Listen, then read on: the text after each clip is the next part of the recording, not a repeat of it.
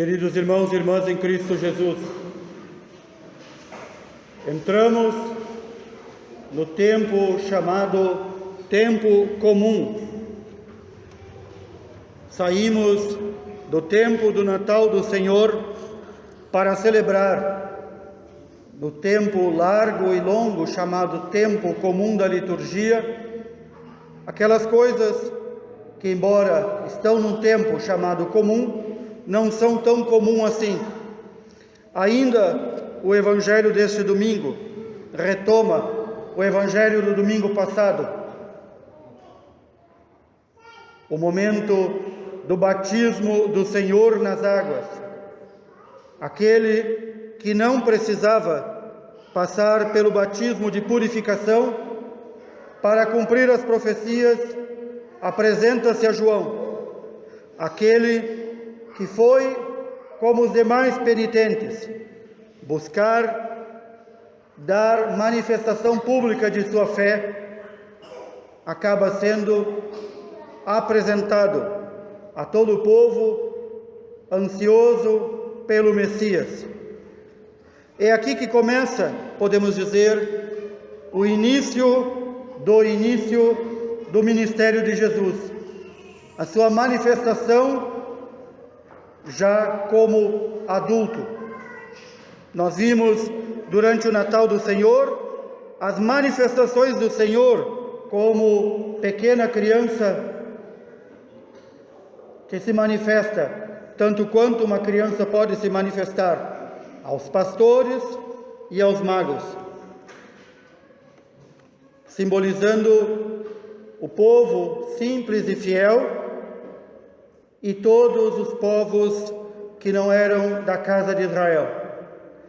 Hoje, quando o Senhor é apresentado por aquele que devia apresentá-lo ao povo, por aquele que devia conduzir o povo num caminho de perfeição até a vinda do Messias, João Batista, quando ele é apresentado já não como o Messias, não como aquele que vai fazer grandes coisas, não como aquele que veio ao mundo para ser luz de todos os povos, mas ele é apresentado, podemos dizer, com um fechamento, com o fechamento de sua missão.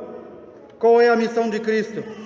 Ser o Cordeiro que será imolado, o Cordeiro que tira os pecados do mundo.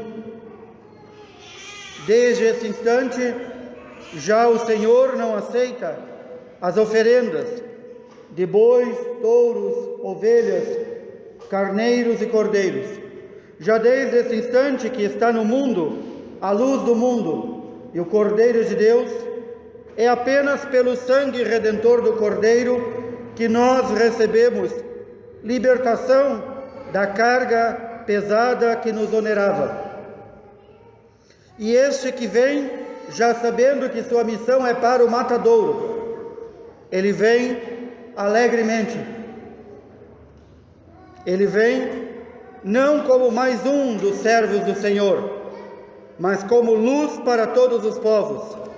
Ele vem dizendo: eis que venho, Senhor, com prazer faço a vossa vontade.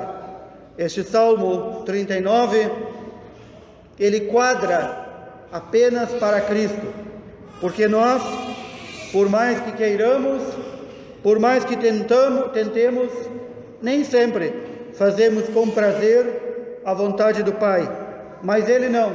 Ele vem com prazer, ainda coloca este qualificativo, este adjetivo: com prazer faço a vossa vontade. Guardo o meu coração em vossa lei. O Senhor não pediu dele que se tornasse sacerdote para oferecer sacrifício e oblação, nem oferendas, nem vítimas. Não foi para isso que veio o Messias. Não foi para ser um sacerdote que oferece sacrifícios de animais. mais um sacerdote do povo de Israel.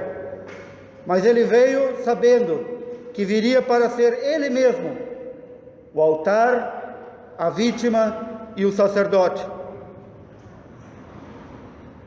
Por isso ele pode cantar este canto novo: o Senhor pôs em meus lábios um poema em louvor ao Senhor. É aqui que nós devemos, queridos irmãos e irmãs, proponho eu, que pensemos, meditemos sobre nossa vida. Nós já sabemos, como acabei de dizer, que nem sempre nós fazemos a vontade do Senhor, que quase sempre nós fazemos a nossa vontade, que normalmente é diametralmente oposta à vontade do Senhor. Nós sabemos que mesmo quando conhecemos a vontade do Senhor em nossa vida, e quando conseguimos fazê-la, nem sempre a fazemos com amor, com entrega perfeita. Mas o Senhor pede esta entrega perfeita, este amor, esta alegria, este prazer ao seu servo, o Messias. A nós Ele pede tudo, sabendo que nós somos um nada. E então, do nada, o que se espera? De um nada se espera aquilo que um nada pode dar. E nós somos este nada. E então é na alegria de saber quem nós somos que devemos entregar até mesmo o nosso nada ao Senhor. Quanto mais íntimos estivermos do Senhor, mais próximos de fazer a vontade do Senhor de modo mais perfeito. Quanto mais próximos estivermos do Senhor, mais poderemos dizer: com prazer faço a vossa vontade, Senhor. Nós sabemos que aqueles que se aproximam mais do Senhor, por meio de uma vida reta, por meio de uma vida de oração, de entrega ao Senhor, estes já vivem na intimidade e, portanto, conseguem, se não conseguem fazer plenamente a vontade do Senhor, pelo menos conseguem se conformar à vontade do Senhor. Prestem atenção, este verbo conformar-se à vontade do Senhor, muitas vezes é usado por nós e pelo povo de uma forma errada, ou de uma forma não plena. Conformar-se não é apenas resignar-se. Deus quis, então é assim. Conformar-se é tomar a forma do Senhor. Quanto mais nos aproximamos do Senhor, quanto mais procuramos conhecer a sua vontade em nossa vida, quanto mais executamos essa vontade em nossa vida, mais nós tomamos conformação, nos conformamos ao Senhor. Ninguém se preocupe com as crianças. Aqui na nossa igreja, as crianças caminham, falam, mostram sua alegria de estar na casa de Deus. Recordo que esta homilia, este sermão, sempre é gravado.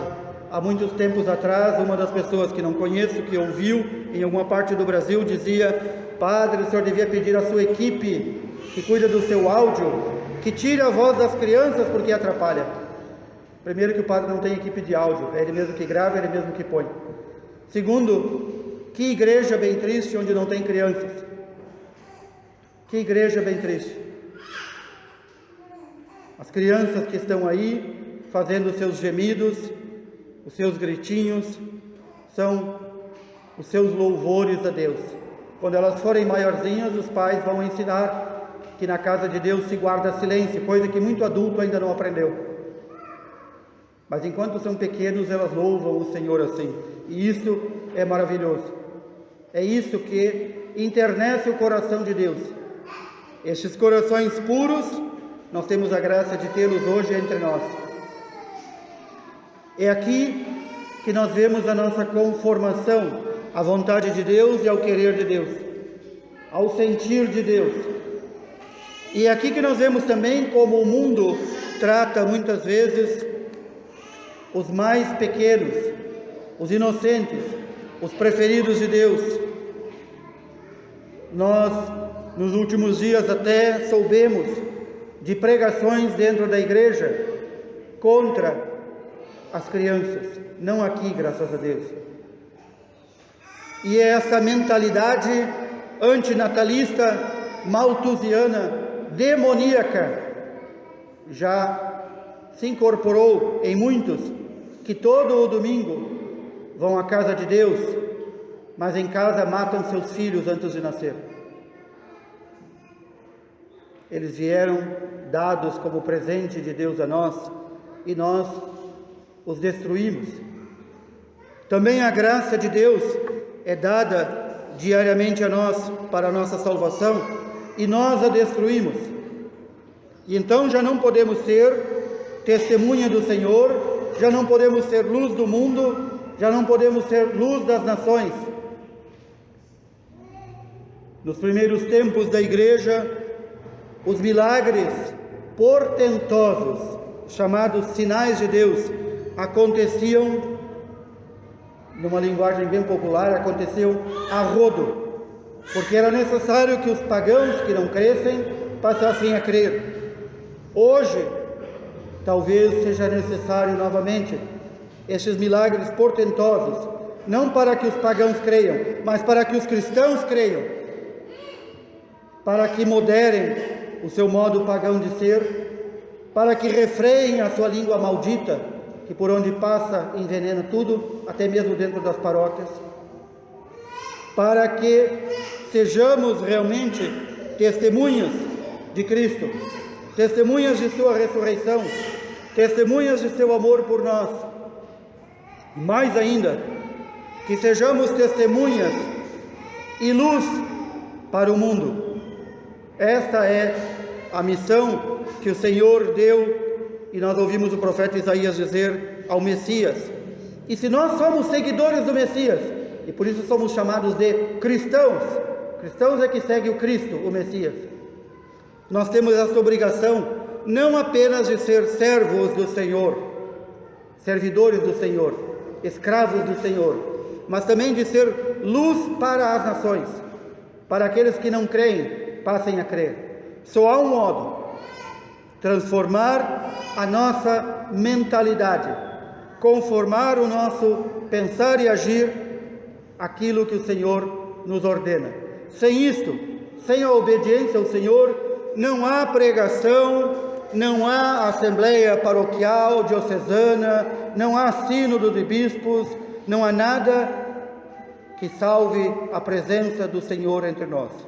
Se nós não dermos testemunho, um testemunho convicto da nossa fé, se nós não crermos que Cristo ressuscitou e vivermos como criaturas que foram transformadas em filhos de Deus e crentes na ressurreição do Senhor e da nossa libertação de todo o mal e do pecado, então, não preciso eu dizer, São Paulo já disse, nós somos as mais desgraçadas das criaturas do mundo. Se nós dizemos com nossa boca que cremos, e se com nosso agir, nós agimos como se não crêssemos. Queridos irmãos e irmãs, a palavra de Deus nos pede também, com este Salmo 39 que revela o Messias, vindo para cumprir com prazer a vontade do Pai, espera que nós também inclinemos o nosso ouvido ao Senhor. Desde o início, os apóstolos reunidos oravam, rezavam em comum, faziam jejum em comum, participavam do santo sacrifício da missa e diziam: ouçamos o que o Espírito do Senhor nos diz. Falta isto entre nós: a oração em comum, o jejum, a Santa Missa, o ouvir o que Deus nos quer falar. Que o Senhor nos dê a graça, que o Senhor nos dê essa grande graça de calarmos, silenciarmos, para que o Senhor possa falar. Louvado seja nosso Senhor Jesus Cristo.